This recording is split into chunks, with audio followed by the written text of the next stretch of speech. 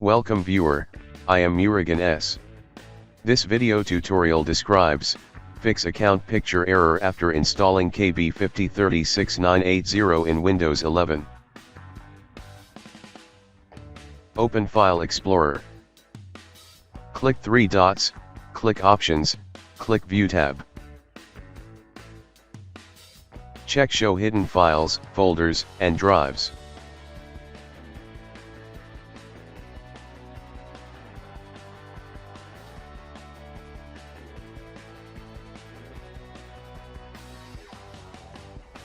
Open Users folder, open your username folder. Open App Data folder, click Roaming folder. Open Microsoft, open Windows folder.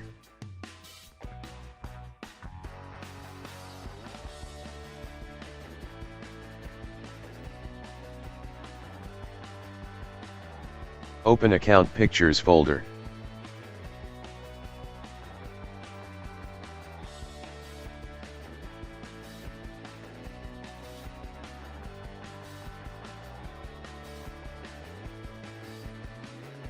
Copy username with .png file and paste it into Account Pictures folder.